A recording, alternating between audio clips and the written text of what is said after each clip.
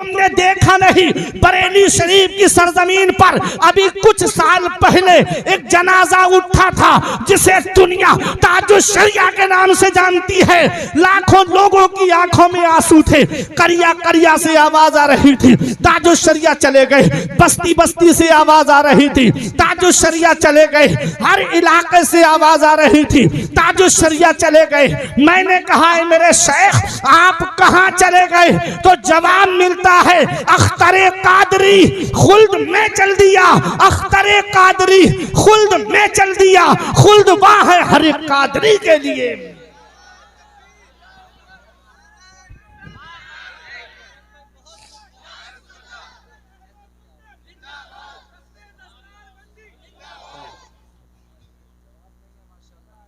हर एक का मरना बराबर नहीं होता, हर एक का दुनिया से जाना बराबर नहीं होता।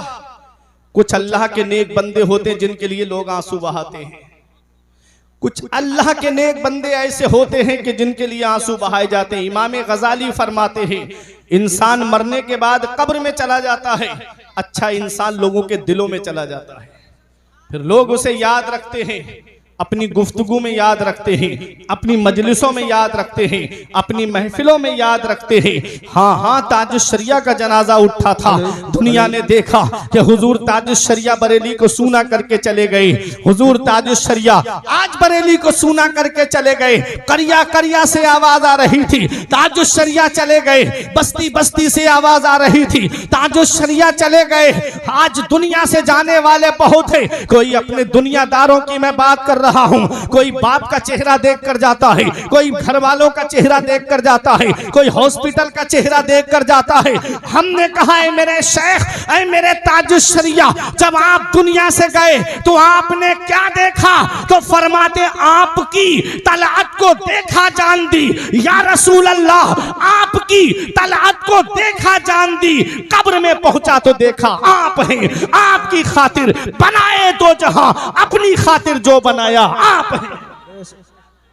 अल्लाह अकबर, या रसूल अल्लाह, जिंदाबाद जिंदाबाद जिंदाबाद। बहुत खूब, बहुत अच्छे, क्या बात है, वाह वाह वाह वाह।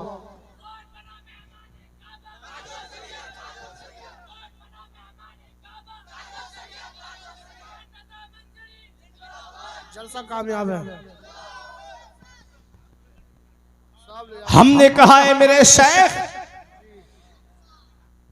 आप क्या पैगाम देते हैं अपने चाहने वालों को? आप क्या पैगाम देते हैं अपने मानने वालों को? तो जवाब मिलता है मसलके आला हजरत पे कायम रहो, मसलके आला हजरत पे कायम रहो। जिंदगी दी गई है इसी के लिए। नारे तकबीर, नारे रिसालत, मसलके आला हजरत, फैजाने आला हजरत, फैजाने हुजूर मुफ्ती आजम हिंद, फैजाने ताजुश शरिया, नारे तकबीर। हुजूर ताजुश शरिया दुनिया से तशरीफ ले गए, लेकिन आज उनको याद किया जा रहा है। क्यों याद किया जा रहा है? इल्म की वजह से याद किया जा रहा है, एजुकेशन की वजह से याद किया जा रहा है, तालीम की वजह से याद किया जा रहा है। और मेरे ताजुश शरिया कोई बिल्डिंग बना करके नहीं गए, अपनी औलाद के लिए कोई महल बना करके नहीं गए, बल्कि मथुरापुर की सरजमीन पर इस्लाम और सुन्नियत का एक मजबूत किला जामिअतुर रज़ा की शक्ल में बना करके गए। जब तक वहां से आलिम दीन निकलते रहेंगे, ताजुश शरिया को याद किया जाता रहेगा। वाह वाह वाह, जिंदाबाद। इल्म तालीम से इंसान बुलंद मकाम पाता है, इल्म से बुलंद रुतबा पाता है। और ताजुश शरिया का इल्म आला हजरत अजीमुल बरकत को 55 से जायद उलूम पर महारत ताम्मा हासिल थी। और इस वक्त जो रिसर्च किया गया है तो 100 से ज्यादा उलूम पर महारत रखने वाली शख्सियत को आला हजरत कहते हैं। और हुजूर ताजुश शरिया वो है जो 36 उलूम पे महारत ताम्मा रखते थे। इल्म हदीस में ताजुश शरिया का जवाब नहीं, इल्म कलाम में ताजुश शरिया का जवाब नहीं, इल्म रियासी में ताजुश शरिया का जवाब जवाब नहीं, इल्म फ़िक़्ह में ताजुल शरिया का जवाब नहीं, इल्म उसूल फ़िक़्ह में ताजुल शरिया का जवाब नहीं, इल्म कुरान में ताजुल शरिया का जवाब नहीं, इल्म मंतिक में ताजुल शरिया लाजवाब है, इल्म फ़लसफ़ा में ताजुल शरिया लाजवाब है, इल्म रियाज़ी में ताजुल शरिया लाजवाब है, इल्म ज़ीजात में ताजुल शरिया का जवाब नहीं, इल्म हिंदसा में ताजुल शरिया का जवाब नहीं। अरे हिंदी में देखो तब भी ताजुल शरिया लाजवाब है, अंग्रेजी में देखो तब भी ताजुल शरिया लाजवाब है। आला हजरत उलूम के वारिस का नाम है ताजुल शरिया, मुफस्सिर कुरान की इल्मी तफसीर की अजमतों का नाम है ताजुल शरिया। हाँ हाँ, वो ताजुल शरिया जो इल्म हासिल करने के बाद में जामिया अजहर में जो फर्स्ट पोजीशन को हासिल करे उसे दुनिया ताजुल शरिया के नाम से जानती है। हाँ हाँ, वही ताजुल शरिया है कि जब दुनिया से तशरीफ ले गए तो लाखों का मजमा बरेली में जमा हो करके हर आंख नम हो करके यही पैगाम दे रही थी कि अख्तरे कादरी खुल्द में चल दिया, अख्तरे कादरी खुल्द में चल दिया, खुल्द वाह है हर एक कादरी के लिए। वाह वाह, नारे तकबीर, नारे रिसालत, मसरके आला हजरत, फैजाने आला हजरत, इश्क मोहब्बत फैजाने हुजूर ताजुल शरिया, नारे तकबीर। तो इल्म से ही पाता है आदमी इंसानियत का सुराग। इल्म अगर आपके पास है तो आपकी इज्जत होगी, तालीम आपके पास है तो लोग आपको मोहब्बत की निगाह से देखेंगे, और अगर इल्म आपके पास नहीं है तो लोग आपको मोहब्बत की निगाह से बात नहीं करेंगे। जाहिल आदमी से तो आदमी बात करना भी पसंद नहीं करता।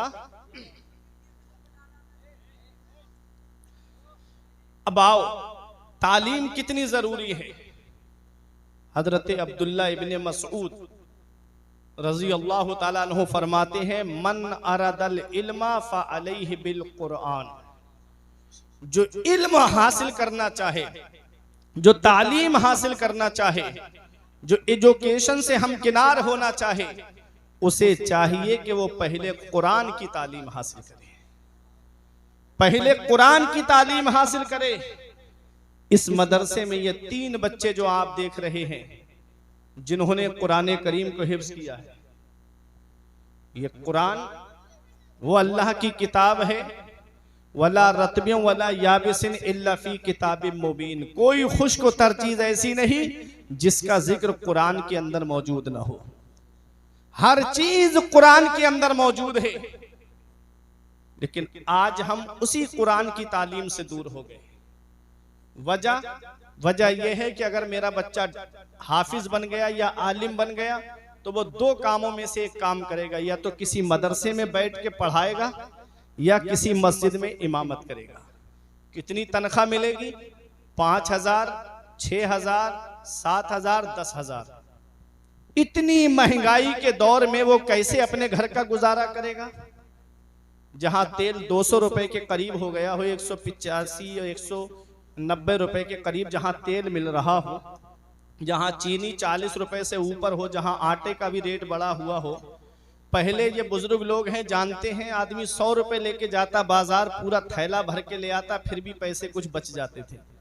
आज 1,000 रुपए भी लेके जाओगे बाजार, पैसे कम पड़ जाएंगे, सामान पूरा नहीं हो पाएगा। इतना महंगाई का दौर है। तो इस महंगाई के दौर में जहां 5,000, 6,000, 10,000 रुपए महीने पे जहां पर तनख्वाह मिलती हो, कैसे घर का गुजारा चलता होगा? ये बात हमारी कौम के जहन में बैठ गई है कि ये मौलवी जो होते हैं, जो मदरसे में पढ़ाने वाले या मस्जिद में इमामत करने वाले, इनके पास में पैसा नहीं होता। ये जहन में बात बैठ गई, वरना आदमी अपने बच्चों को भी आलिम बनाता, अपने बच्चों को भी हाफिज बनाता। अमीर अपने बच्चों को मदरसा नहीं भेजते हैं, गरीब अपने बच्चों को मदरसा भेजते हैं, और वो भी उस बच्चे को मदरसा भेजते हैं जिसकी ना तो नाक संभलती है, और जो दिमाग से कमजोर होता है उसे मदरसा भेजा जाता है। जो ज़हीन होता है, जो समझदार होता है, जो चालाक होता है, उसको घर वाले स्कूल और कॉलेज का रुख कराते हैं, और जो कमजोर होता है उसे मस्जिद में भेजा जाता है या मदरसे में। लेकिन अल्लाह के कुरान की शान देखो, जिसे तुमने कमजोर समझ करके मदरसे में भेजा, चंद सालों के बाद में वही कुरान को हिफ्ज करके इमामत के मुसल्ले पे फाइज हो जाता है। ये हमारे कुरान की शान है, ये हमारी तालीम की शान है कि जिसे आदमी कमजोर समझता है वही तुम्हारे लिए बख्शिश का जरिया बन जाता है, वही तुम्हारे लिए ईसाले सवाब का जरिया बन जाता है। ऐ मेरे प्यारे मुसलमानों, हाँ हाँ मैं मानता हूँ कि इमामत में पैसा जरूर कम है, हाँ हाँ मैं मानता हूँ कि मदरसे में पैसा जरूर कम है, लेकिन मैंने 50,000 की तनख्वाह पाने वालों को रोते हुए देखा कि घर के खर्चे पूरे नहीं होते हैं, और 8-10 हजार की तनख्वाह पाने वाले इमाम को ईशा में सुकून से नमाज पढ़ाते हुए देखा, रात भर आराम से सोते हुए देखा, और फजर में उठ करके अल्लाह की इबादत करता है। मैंने पूछा तुम्हारा खर्चा कैसे चलता है, तो यही जवाब मिलता है कुरान की जो आयत करीमा हमें पैगाम देती है, मन यत्तकिल्लाह यजअल लहू मखरजन व यरज़ुकहु मिन हैसु ला यहतसिब व मन यतवक्कल अलल्लाहि फहुवा हस्बु, कि जो अल्लाह से डरता है अल्लाह उसके लिए निजात का रास्ता निकाल देता है, और ऐसी जगह से रोजी अता फरमाता है जहां से बंदे का वहमो गुमान भी नहीं होता है। जो अल्लाह पे भरोसा करता है अल्लाह उनके लिए काफी है। वो राज़िक है, गिज़ा कीड़ों को देता है, वो पत्थर में भटकता फिरता है। इंसान को रोजी के चक्कर में उड़ाने भर हवाओं में या लगा गोते समंदर में, मिलेगा बस वही जितना के लिखा है मुकद्दर में। नारे तकबीर, नारे रिसालत, मसरके आला हजरत, फैजाने आला हजरत, फैजाने हुजूर मुफ्ती आजम हिंद, फैजाने ताजुल शरिया। अपने बच्चों को तालीम सिखाओ। इमाम गजाली फरमाते अगर बच्चों को कुरान की तालीम नहीं सिखाई तो ऐसी औलाद कयामत में अपने बाप को खींच के लाएगी, रब की बारगाह में कहेगी मौला मेरा बाप मुझे भूखा रखता ये गवारा था, मेरा बाप मुझे नंगा रखता ये गवारा था, इसने मुझे कुरान की तालीम नहीं सिखाई, जिसकी वजह से मैं जायज नाजायज हलाल और हराम में फर्क नहीं कर पाया। आज मैं जहन्नम में जाने का जिसकी वजह से जरिया बना, मैं अकेला नहीं जाऊंगा, अपने बाप को जहन्नम साथ लेकर जाऊंगा। दौलत औलाद के लिए जमा करके गए, पैसा औलाद के लिए जमा करके गए, और उस औलाद को तालीम नहीं सिखाई हमने, कुरान की तालीम नहीं दिलाई, वही औलाद जहन्नम में ले जाने का जरिया बन गई। क्या अच्छा होता कि अपने बच्चों को कॉलेज भेजने से पहले मदरसा भेजते, अपने बच्चों को स्कूल भेजने से पहले मदरसा भेजते। जब तुम्हारे बच्चों के पास दीनी तालीम होगी ना तो कोई उनके ईमान को लूट नहीं पाएगा, वरना कॉलेज और यूनिवर्सिटियों में ईमान के लुटेरे बैठे हुए हैं। ऐसी ऐसी प्रार्थनाएं कराई जा रही हैं जिससे बच्चों का अगर एतिकाद रख लिया जाए तो बच्चों का ईमान चला जाएगा। अगर तुम्हारे बच्चों के पास कुरान और हदीस की तालीम होगी वो अपने ईमान को बचा लेंगे। आज हम अपने बच्चों को दीनी तालीम नहीं सिखाते। तुम जानते हो हाफिज़े कुरान का मर्तबा क्या है? मेरे आका हुजूर सल्लल्लाहु अलैहि वसल्लम इरशाद फरमाते हैं कि जब हाफिज़े कुरान दुनिया से जाता है और जब कब्र के अंदर पहुंचता है तो रब कब्र को हुक्म देता है, ऐ कब्र की मिट्टी इसके जिस्म को मत खाना।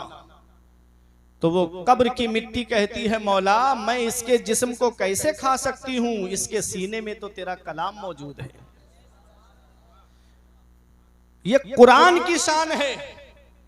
बख्शिश की राह मोमिनो आसान बना लो, अपने लिए निजात का सामान बना लो। दुनिया की किताबों पे नजर बाद में रखना, बच्चों को पहले हाफिज़े कुरान बना लो। ये कुरान वो अल्लाह की किताब है जिसमें हर चीज का बयान मौजूद है, हर चीज का जिक्र मौजूद है। आओ मैं आपको एक वाकया सुनाता हूं। जो लोग दुनियावी तालीम से ताल्लुक रखते हैं उनके लिए भी एक बहुत अच्छा पैगाम है। जब सुबह को अपने घर पर जब आप फजर की नमाज के बाद में कुरान की तिलावत करना और कुरान की तिलावत करने के बाद में जब दुनियावी तालीम की तरफ आपका रुख हो तो आप एक गूगल पर एक नाम सर्च करना, डॉक्टर मूरिस बुकैल। आप सिर्फ डॉक्टर मूरिस बैकली.com भी अगर डालेंगे तब भी उनका नाम निकल करके आ जाएगा। ये डॉक्टर मूरिस मूरिस कौन है? इन्होंने एक किताब लिखी है, the Bible the Quran and science. आप देखें वो इंग्लिश में किताब है। अल्लाह अकबर। आज भी दिल्ली की लाइब्रेरी में वो किताब रखी हुई है। ये डॉक्टर मूरिस कौन है? ये अमेरिका के अंदर शोबाए ज़राअत के प्रोफेसर थे। शोबाए ज़राअत यानी खेती बाड़ी के ताल्लुक से ये पढ़ाया करते थे। एक दिन इनके वाइस चांसलर ने बुलाया और बुलाने के बाद में कहा डॉक्टर मूरिस ऐसा करो कि तुम मिस्र चले जाओ और वहां पर एक दरिया है जिसे दरियाए नील कहते हैं। उस दरियाए नील के पास जाओ और वहां की जमीन पर जाकर के रिसर्च करो। क्यों? क्योंकि खेती बाड़ी के लिए एक अहम रुकन जो है वो पानी भी है। बगैर पानी के खेती नहीं होती है, बगैर पानी के खेती नहीं होगी। इसलिए जाओ और जाकर के तलाश करो कहां का पानी ज्यादा उपजाऊ है और कहां का पानी कम उपजाऊ है। जाकर के जब डॉक्टर मूरिस ने ये सुना तो अपनी लिबर्टी ली, अपनी तजर्बेगाह ली, अपना सारा सामान लिया। कुछ लोगों को मुआविन के तौर पे साथ में लिया, कुछ लोगों को मददगार के तौर पे साथ में लिया। और मित्रपुर की सरजमीन पर रहने वालों, डॉक्टर मूरिस आ गए मिस्र की सरजमीन पर और दरियाए नील के किनारे आप टहल रहे थे पानी पर रिसर्च करने के लिए। अचानक आपके पैर से एक लाश टकराती है और वो लाश जब पैर से पैर टकराया तब आपने उस पैर को देखा, निकाला। इतनी लंबी लाश, इतनी लंबी लाश। हैरत में पड़ गए, अकेले उसको नहीं उठा पाए। चंद लोगों को बुलाया और बुला करके उसको उठा करके लाए और ला करके अपनी लिबर्टी गाह में रखा, अपनी तजर्बे गाह में रखा और उस लाश को हैरत से देखने लगे। कहने लगे ये किसकी लाश है? इतने लंबे लोग अब तो पाए नहीं जाते हैं, इतने लंबे लोग तो अब हैं भी नहीं, ये लाश है किसकी? अल्लाह अकबर। डॉक्टर मूरिस हैरत में पड़ गए। उन्होंने कहा कि ये लाश के बारे में पता लगाऊंगा कि है क्या, और ये पानी के अंदर इस लाश को पानी ने गलाया क्यों नहीं? अरे पानी तो वो है जो सख्त से सख्त चीज को गला देता है, पानी तो वो है जो सख्त से सख्त चीज को पिघला देता है। अरे इसको पानी ने नहीं गलाया तो क्या हुआ, लेकिन इसको मछलियों ने क्यों नहीं खाया? अरे पानी के अंदर जो लाश हो उसे मछलियों ने क्यों नहीं नोचा? इसका तो जिस्म सलामत है, इसके तो आज़ा सलामत है। ये मामला कोई अहम मामला लगता है। डॉक्टर मूरिस हैरत में है और रिसर्च कर रहे हैं कि ये है तो है किसकी लाश। आपने पूरी बाइबल पढ़ डाली लेकिन नहीं पता चला कि ये लाश किसकी है। आपने और भी धार्मिक किताबें पढ़ी लेकिन नहीं पता चल पाया कि ये लाश किसकी है। फिर एक दिन दिल में ख्याल आता है कि चलो कुरान भी पढ़ लेते हैं, कुरान भी तो धार्मिक किताब है, कुरान भी तो धार्मिक किताब है, लाओ कुरान को पढ़ लेते हैं। तब जहन में बात आ गई कि हमारे सेंटों ने बताया है, हमारे पोप ने बताया है, हमारे आलिमों ने बताया है कि कुरान धार्मिक किताब नहीं है, कुरान अल्लाह का कलाम नहीं है बल्कि मोहम्मद का अपना बनाया हुआ कलाम है, माज़अल्लाह। फिर डॉक्टर मूरिस कहने लगे, और ये बात डॉक्टर मूरिस के सेंटों ने उनके जहन में डाल दी थी, जो बात कुफारे मक्का ने कही थी। जब मेरे नबी ने कुरान पढ़ करके सुनाया तो कुफारे मक्का कहते थे ये कलाम खुदा का नहीं है, अगर खुदा का कलाम होता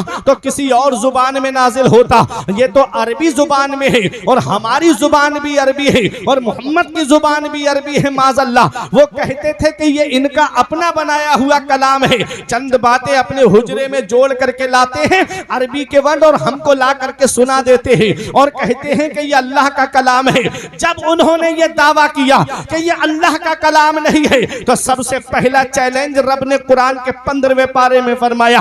रब फरमाता है कुल्ला इन इस्तमातिल इंसु वल जिन अला अन यातू बिमिस्ली हाज़ल कुरान ला यातूना बिमिस्ली वलौ काना बादुहुम लिबादिन ज़हीरा।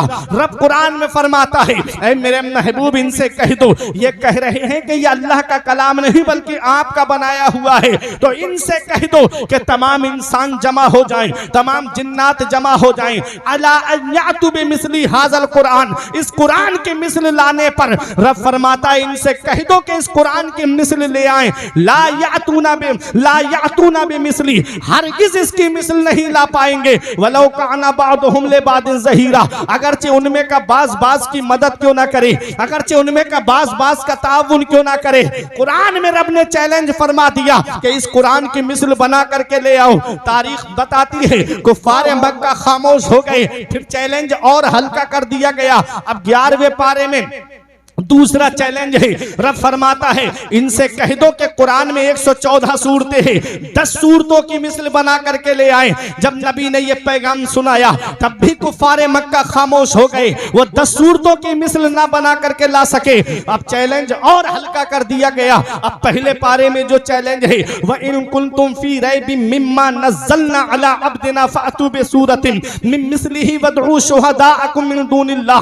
रब फरमाता है इनसे कह दो तुम ये कहते हो कि ये मोहम्मद का अपना बनाया हुआ कलाम है, खुदा का कलाम नहीं है, और तुम इसमें शक में हो जो हमने अपने बंदे पर नाजिल फरमाया है। तो कह दो कि कुरान में 114 सूरतें हैं, एक सूरत की मिसल बना करके ले आओ, अगरचे तुम एक दूसरे की मदद क्यों ना करो। अल्लाह अकबर। सबसे छोटी सूरत इन्ना आतैना कल कौसर है, काबे की दीवार पर लिख करके टांग दी गई और तमाम कुफारे मक्का से कह दिया गया इसकी मिसल बना करके ले आओ। कुफारे मक्का देखते और मुंह दबा के चले जाते। एक बहुत बड़े शायर को पकड़ कर लाए, बोले तू अगर चंद जुमले भी बना देगा तब हम सीना तान के कहेंगे कि देखो ये मोहम्मद का अपना बनाया हुआ कलाम है, ये खुदा का कलाम नहीं है। जब उस शायर ने आकर के पढ़ा इन्ना आतैना कल कौसर, तो बेसाख्ता पुकार के कहता है हाजल कलाम लैसा बेबशर, ये कलाम किसी इंसान का नहीं है, ये तो खुदा का कलाम है।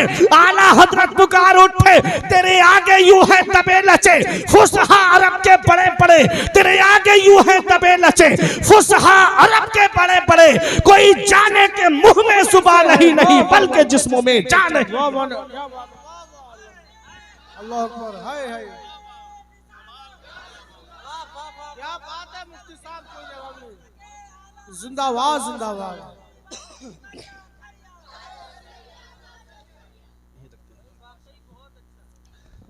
तेरे आगे यूं है दबे लचे फुसहा अरब के बड़े बड़े, कोई जाने के मुंह में जुबान नहीं बल्कि जिस्मों में जान नहीं। तो ये कुरान अल्लाह का कलाम है और हर चीज कुरान में है। ये तो आज हम कुरान की तालीम से दूर हो गए ना, गैरों ने कुरान पे रिसर्च करके समंदर से मोती निकाल लिए। कुरान में है जब दो समंदर आपस में मिलते हैं तो उससे लूलू और मरजान पैदा होते हैं। उन्होंने कहा जब कुरान में है कि समंदर मिलते हैं तो लूलू और मरजान पैदा होते हैं, देखो गहराई में जाकर के लूलू और मरजान मिलेंगे। गैरों ने निकाले, हम कुरान की तालीम से दूर हो गए। आज कोई कहे कि रॉकेट किसने बनाया, हवाई जहाज किसने बनाया, तो आदमी कहता है ये सब जापान की देन है और यूरोप की देन है, अमेरिका की देन है। ये लाइट का तस्वुर कहां से आया, तुम कहोगे कि ये सब यूरोप की देन है। अगर आप गहराई के अंदर जाओगे ना,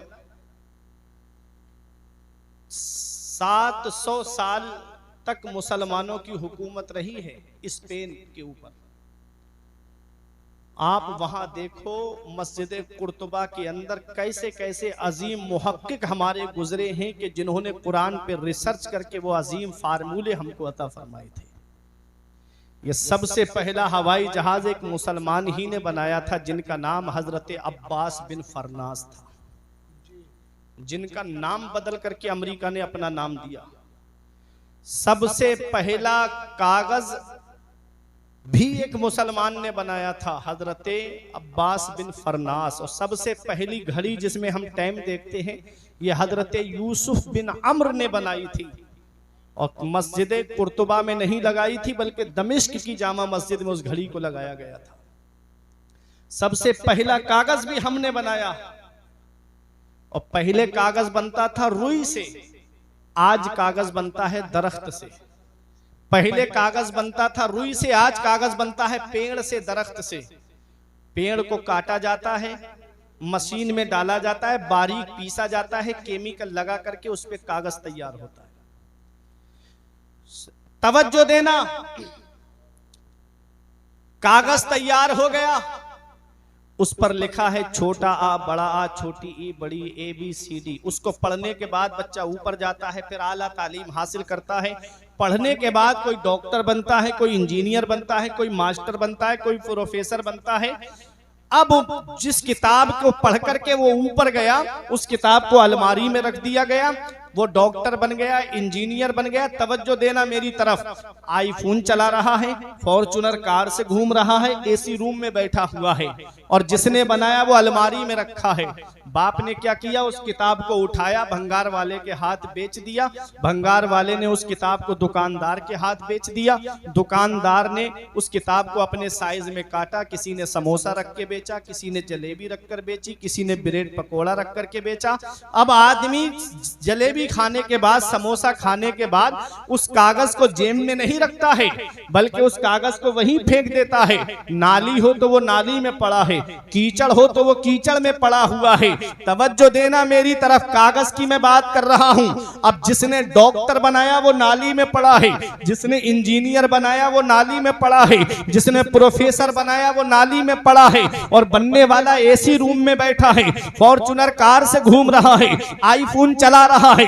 बनाने वाला नाली में पड़ा है और बनने वाला एसी रूम में बैठा हुआ है। ऐ मित्रपुर की सरजमीन पर रहने वालों, ऐ गौसे आजम से मोहब्बत करने वालों, सेम मशीन है, सेम दरख्त है, सेम केमिकल है, सेम कागज है, लेकिन उस पर छोटा आ बड़ा आ लिखा हुआ नहीं है, बल्कि उस पर लिखा है बिस्मिल्लाहिर्रहमानिर्रहीम। उस पर खुदा का कलाम लिखा हुआ है। कोई आलिम फतवा नहीं देगा, कोई मुफ्ती फतवा नहीं देगा, अरे कोई मुहद्दिस फतवा नहीं देगा। रब कुरान में फरमाता है ला यमस्सुहु इल्लल मुताहरून, जब तक वुजू ना हो इस कागज को हाथ भी मत लगाना। अरे जब कुरान कागज पर लिख जाए तो कागज अजमत वाला हो जाता है। तो जिन हाफिजों के सीने में कुरान के 30 पारे हैं, उन हाफिजों के सीने का आलम क्या होगा।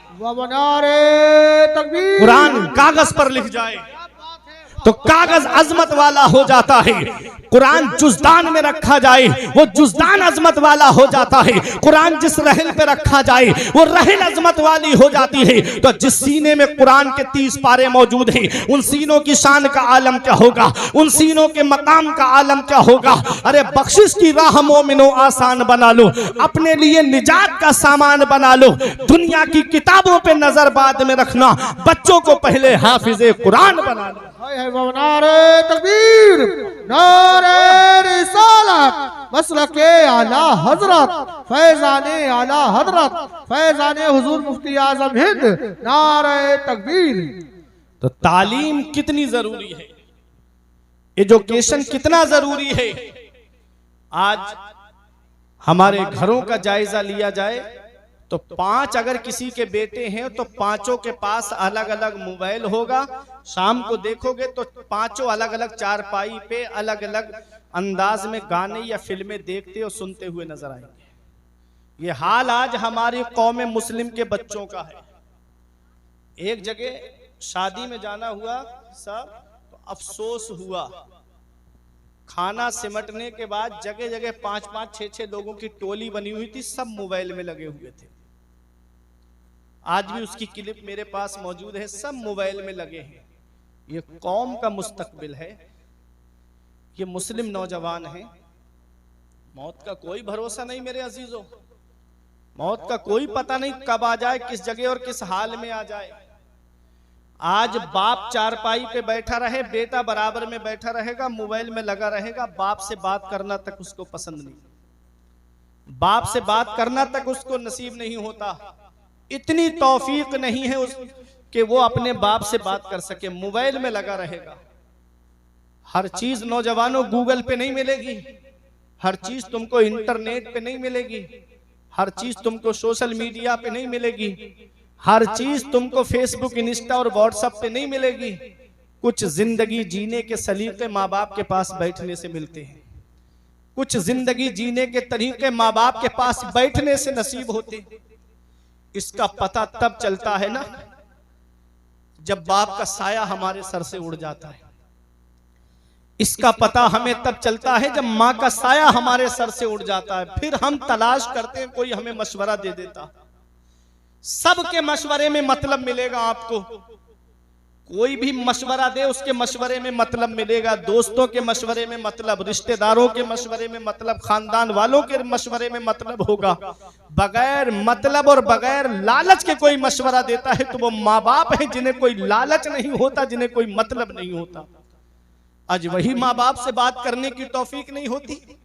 याद रखना नौजवानों, बाप अल्लाह की इतनी बड़ी नेमत है, इसका पता तब चलता है जब बाप का साया हमारे सर से उड़ जाता है। जिस दिन बाप की चारपाई घर से उड़ गई, उस दिन चिराग लेके भी ढूंढोगे तो बाप जैसा प्यार करने वाली शख्सियत नहीं मिलेगी, बाप जैसी मोहब्बत करने वाली शख्सियत नहीं मिलेगी। आज नई नस्ल का मेरे नौजवान कहता है कि मेरे बाप ने मेरे लिए किया क्या है। कभी बाप के चेहरे की तरफ देख लिया करो, कभी बाप की सफेद दाढ़ी की तरफ देख लिया करो, कभी उनके पेशानी की सिलवटों की तरफ देख लिया करो, कभी उनके हाथ की लकीरों की तरफ देख लिया करो। एक दिन मैंने पूछा था, अब्बा मेरे हाथ की लकीरें नजर आ रही हैं, आपके हाथ की लकीरें कहां चली गईं? तो एक जवाब दिया था, बेटा तुम्हारी तकदीर बनाते बनाते हमारे हाथ की लकीरें मिट गई। बाप क्या नहीं करता अपनी औलाद के लिए, बाप कौन सी कुर्बानी नहीं देता अपनी औलाद के लिए। ऐसे सर्दी के आलम में देख लेना, शाहबाद चौराहे की तरफ जाकर के कोई सर्दी में साइकिल लेके खड़ा है कि 4 पैसे जमा कर लूंगा, मेरी औलाद के खर्चे में काम आएंगे। कोई दिल्ली कमाने जा रहा है, कोई मुंबई कमाने जा रहा है, कोई बेंगलोर कमाने जा रहा है, कोई 3-3 साल के लिए सऊदी कमाने के लिए जा रहा है। इसलिए ना कि मेरी औलाद की पढ़ाई में पैसे काम आएंगे, मेरी औलाद के खर्चे में काम आएंगे, मेरी औलाद की तालीम में भी पैसे काम आएंगे। बच्चा तो डॉक्टर बना, इंजीनियर बना, शहर में आला मकान लेकर के अपने घर में आराम से रह रहा है, पेड़ गांव में रह गए और फल शहर में पहुंच गए। ये हाल है आज की नई नस्ल का। याद रखना प्यारे मुसलमानों, मौलाना रूम फरमाते हैं, पहली मोहब्बत है माँ बाप की जो दुनिया में बदला मांगती है। अगर तुमने अपने माँ बाप के साथ भलाई की तो तुम्हारी औलाद तुम्हारे साथ भलाई करेगी। अगर तुमने अपने माँ बाप के साथ भलाई नहीं की तो बुढ़ापे में ये उम्मीद लगा के मत बैठना कि तेरी औलाद तेरा सहारा बन जाएगी। माँ बाप अल्लाह की इतनी बड़ी नेमत है। ऐसे सर्दी के आलम में भी जब आदमी, हम अपनी बात बताएं, सर्दी के आलम में जब प्रोग्राम करके घर पे जाते हैं, कोहरा होता है, अल्लाह अकबर, मेरे वालिद के इंतकाल को 2 साल हो गए, अल्लाह उनकी मगफिरत फरमाए। 2 साल हो गए। मैं बताना चाहता हूं कि बाप होता क्या है। जब रात में 2 बजे के बाद प्रोग्राम करके घर पे जाऊं तो रात में सबसे पहली आवाज दरवाजे पे गाड़ी पहुंचते ही किसी और की नहीं आती थी, या तो माँ की आवाज आती है कि बेटा दरवाजा खोलते हैं, या बाप की आवाज आती है कि बेटा दरवाजा खोलते हैं। बेटा बाहर घूमने चला भी जाए ना तो ये माँ बाप है जिनकी नजरें दरवाजे पे लगी रहती है कि मेरा बेटा अभी घर पर नहीं आया है, मेरा लाल अभी बाहर चला गया है। और फोन करके अगर माँ बेटे से पूछ भी ले कि मेरे लाल कहाँ हो, इतनी रात हो गई, तो बेटा गुस्से में कहता है माँ फोन करके परेशान करती है, मेरे भी तो शौक और अरमान है, मैं दोस्तों के साथ पार्टी कर रहा हूँ। ऐ नौजवान, आज जिस माँ का फोन तूने गुस्से में काटा है, एक दिन ऐसा आएगा कि कोई तेरी खैरियत लेने वाला तक नहीं होगा। एक दिन ऐसा आएगा कि कोई फोन करके तुझसे ये तक नहीं पूछेगा कि तू कहाँ चला गया है। ये माँ बाप है जिनको फिक्र लगी रहती है। बेटा अगर बाहर काम करने चला जाए और उसकी उधर तबीयत खराब हो जाए तो माँ इधर कहती है 2-3 दिन से मुझे अच्छा नहीं लग रहा है, पता नहीं मेरे बेटे की तबीयत कैसी है, पता नहीं मेरे लाल की तबीयत कैसी है। ऐ नौजवानों, ये माँ बाप है। माँ बाप अगर जिंदा है तो इनकी कदर कर लो, और अगर दुनिया से चले गए हैं तो नबी ने फरमाया जुमे के दिन माँ बाप की कब्र की जियारत कर लो। तो ऐसा बेटा माँ बाप के साथ हुस्ने सुलूक करने वालों में लिखा जाता है, माँ बाप के फरमा बरदारों में ऐसा बेटा लिखा जाता है। अल्लाह अकबर, ये माँ बाप है। माँ बाप कितनी बड़ी अल्लाह की नेमत है। पैगंबर इस्लाम कितने साल रहे थे अपनी माँ के पास में। जब पैदा हुए मेरे आका दुनिया में तशरीफ लाए तब हलीमा सादिया उनको लेकर चली गई। 2 साल दूध पिलाया, 2 साल के बाद लेकर आई तो फिर दामन फैला दिया। हजरत आमिना कहती है हलीमा थोड़ा इंतजार तो करती, तूने सोचा कि मेरा लाल यतीम है इसलिए तुझे इसका नजराना नहीं दिया जाएगा जो तूने दूध पिलाया है, थोड़ा इंतजार तो करती, मैं इसका नजराना तुझे जरूर दूंगी, मैं भूली नहीं हूँ। तो हलीमा सादिया ने कहा था मुझे नजराना नहीं चाहिए, नजराना तो इन्होंने जाते ही मुझको अता फरमा दिया था।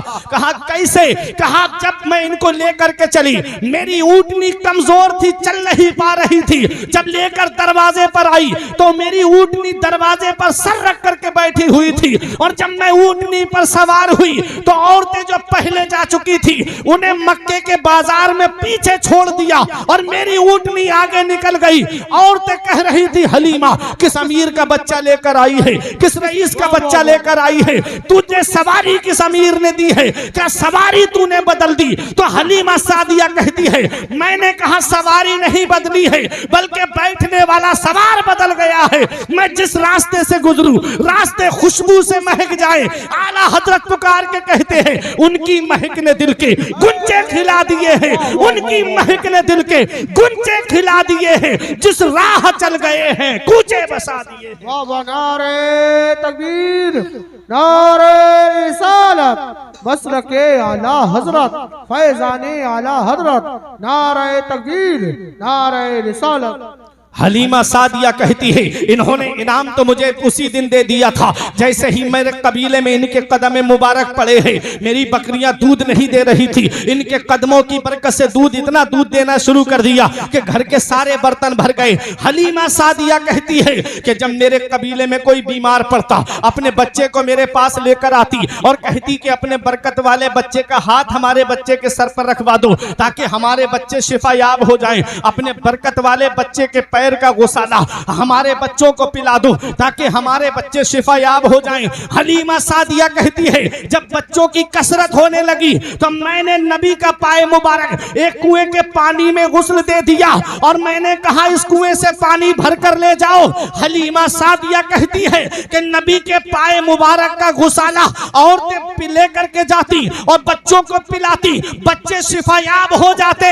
आला हजरत पुकार के कहते हैं, जिसके तलवों का धोबन है आबे हयात, जिसके तलवों का धोबन है आबे हयात, है वो जाने मसीहा हमारा नबी। जिसने मुर्दा दिलों को दी उम्र अबद, है वो जाने मसीहा हमारा नबी। हलीमा सादिया कहती है, इनाम तो इन्होंने मुझे पहले ही दिन दे दिया था। कहती है, आमिना फिर कैसे तूने दामन फैलाया? कहा मुझे इनसे इतनी मोहब्बत है कि मैं अब इनके बिना एक मिनट भी नहीं रह सकती, एक लम्हा नहीं रह सकती, कुछ दिन और इनको मेरे घर पे रहने दो। हलीमा सादिया से हजरत आमिना फरमाती है, आज 2 साल के बाद मेरा बेटा मेरे पास आया है और तूने पहले ही दिन तूने आज ही दामन फैला दिया। ले जा मेरे लाल को, हमारे खानदान की ये शान है कि जो हमारे सामने दामन फैलाता है, हम उसे खाली दामन नहीं भेजते हैं, उसके दामन को मुरादों से भर दिया करते हैं। ले जा मेरे लाल को। फिर ले गई हलीमा सादिया। 2 साल और रखा, 4 साल नबी को हलीमा सादिया ने अपने पास में रखा। और जब 4 साल शक्के सदर का जो मामला पेश आया, तब हलीमा सादिया फिर लेकर आई नबी को। नबी 2 साल अपनी माँ के पास रहे थे और जब हजरत आमिना आपको लेकर के आपकी ननिहाल मदीना मुनव्वरा आ रही थी तो मकाम अबवा में आपकी तबीयत खराब हुई थी।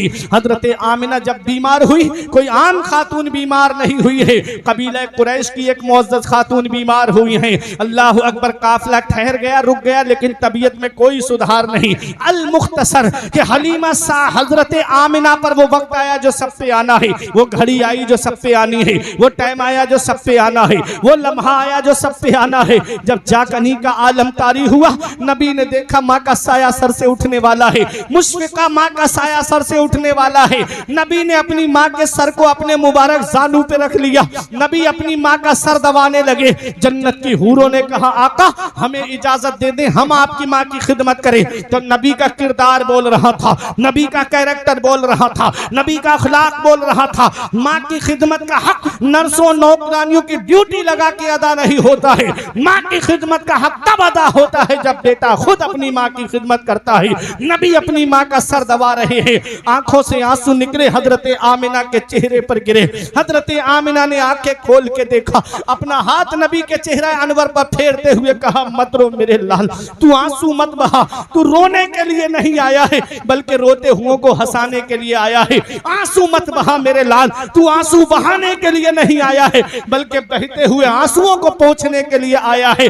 बच्चे माँ बाप की मौत पे इसलिए रोते हैं कि माँ बाप के बाद बेसहारा हो जाएंगे। मेरे लाल, तू किसी के सहारे का मोहताज नहीं है, तेरा खुदा तेरा सहारा है और तू सारी खुदाई का सहारा है। मेरा ईमान पुकार के कहता है गमज़दों को रजा मुज़दा दीजे के हैं, गमज़दों को रजा मुज़दा दीजे के हैं, बेकसों का सहारा हमारा नबी। मेरे आका हुजूर सल्लल्लाहु अलैहि वसल्लम की वालिदा कहती है मत रो मेरे लाल, आंसू मत बहा। 6 साल की उम्र मेरे आका की है, माँ का साया भी सर से उठने वाला है। जब माँ के शिकम में थे तब बाप का साया सर से उठ गया, 6 साल के हुए माँ का साया भी सर से उठ गया। उम्मे ऐमन कहती है कि मैंने जितना मोहम्मद को माँ के इंतकाल पे रोते हुए देखा, इतना मैंने मक्के में किसी बच्चे को रोते हुए नहीं देखा। ऐ लोगों, ये माँ बाप है।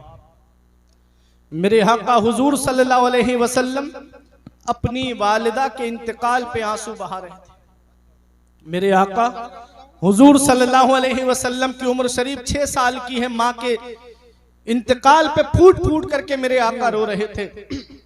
उम्मे ऐमन कहती हैं उन पथरीली वादियों में 6 साल की उम्र में आका ने अपनी माँ की कब्र तैयार की, और जब मैं उनको लेकर के चलने लगी तब मुझसे अपना दस्ते मुबारक छुड़ाया, दौड़ते हुए आए और माँ की तुरबत से आकर के लिपट गए। आका अपनी माँ की तुरबत से आकर के लिपट गए मेरे आका। ऐ लोगों, अगर माँ बाप जिंदा हैं तो कद्र कर लो, अगर माँ बाप हयात हैं तो उनकी खिदमत कर लो।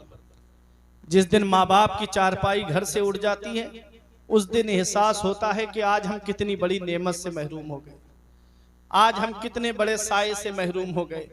हमारे बुजुर्गों ने फरमाया बाप आंगन में लगे हुए पेड़ की तरह होता है, बाप आंगन में लगे हुए पेड़ की तरह होता है।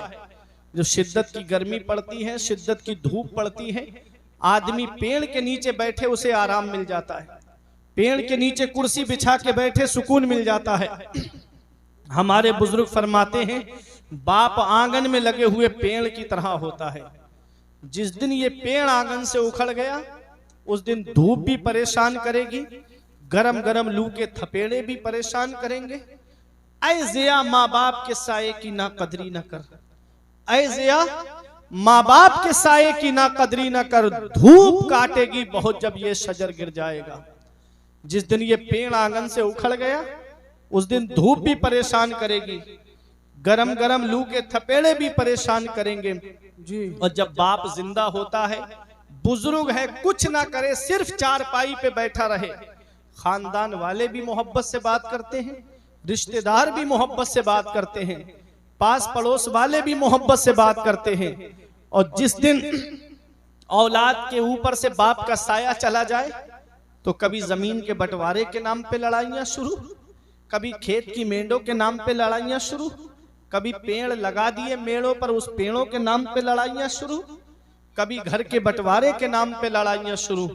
फिर ये लड़ाइयां, इन बच्चों को आप पीछे भेजो, बेटा आप लोग चले जाओ, गए दुरूद पाक पढ़े। अल्लाहुम्मा सल्ली अला सय्यिदिना व मौलाना मुहम्मदिन व बारिक वसल्लिम, सलातुन व सलामन अलैका या रसूल अल्लाह सल्लल्लाहु तआला अलैहि वसल्लम। आने दीजिए, आएंगे तो यहीं, जी यहीं आएंगे। देखिए, जिसको बुलाया है इरशाद भाई ने, जावेद भाई ने, तो वो यहीं पर ही आएगा। आपको बगैर दीदार कराए जाएगा नहीं वो यहाँ से, है ना। अपनी दीवानगी को संभाल करके रखिएगा। हुजूर साहिब सज्जादा की आमद होगी, यहीं आपको दीदार होगा। जो मुरीद नहीं हुए हैं वो मुरीद भी हो जाएं। और हजरत दुआ फरमाएंगे, दुआ में सब लोग शामिल होना। जहाँ 40 लोग होते हैं वहाँ उनमें कोई एक न एक ऐसा अल्लाह का बंदा होता है जिसकी दुआ अल्लाह कबूल फरमाता है। तो आप यहाँ बैठे अपनी बस्ती के लिए दुआ कराएं, अपने मुल्क के लिए दुआ कराएं, तो आप यहीं पर बैठना। हुजूर साहिब सज्जादा की आमद होगी, यहीं पर आएंगे और हजरत दुआ फरमाएंगे। हजरत के आते ही मैं अपनी तकरीर को चंद मिनटों के बाद खत्म कर दूंगा। मैं अर्ज ये कर रहा था कि माँ बाप अल्लाह की कितनी बड़ी नेमत है। इसका पता तब चलता है जब ये साया हमारे सर से उड़ जाता है। ये रक्षा चलाने वाला एक बाप है, ये ट्रक चलाने वाला एक बाप है, ये बस चलाने वाला एक बाप है, ये दूसरों के खेतों में मजदूरी करने वाला एक बाप है, दूसरों के घरों में काम करने वाला एक बाप है, ये मुंबई कमाने जाने वाला एक बाप है, ये दिल्ली कमाने जाने वाला एक बाप है, ये बेंगलोर कमाने जाने वाला एक बाप है, ये 3-3 साल के लिए सऊदी जाने वाला एक बाप है, जो सोचता है कि 4 पैसे जमा हो जाएंगे, मेरी औलाद के खर्चे में काम आएंगे, मेरी औलाद की पढ़ाई में काम आएंगे। अरे स्कूल की फीसें भरने वाला एक बाप है, कॉलेज की फीसें भरने वाला एक बाप है, यूनिवर्सिटी की फीस भरने वाला एक बाप है, कोचिंग की फीसें भरने वाला एक बाप है। बाप क्या नहीं करता अपनी औलाद के लिए, बाप कौन सी कुर्बानी नहीं देता अपनी औलाद के लिए। इसका पता तब चलता है जब ये साया हमारे सर से उड़ जाता है, फिर पता चलता है हम कितनी बड़ी नेमत से महरूम हो गए। ऐसे माँ बाप के साये की ना कदरी ना कर, धूप काटेगी बहुत जब ये शजर गिर जाएगा। और धूप कैसी भी हो साया नहीं खोने देता, धूप कैसी भी हो साया नहीं खोने देता, राह कैसी भी हो बेबस नहीं होने देता, बेच के अपना लहू चाहे वो रोटी लाए, बाप औलाद को भूखा नहीं सोने देता। नारे तकबीर, नारे रिसालत, मसलके आला हजरत हजरत अल्लामा मुफ्ती अहसन मियां साहिब क़िबला।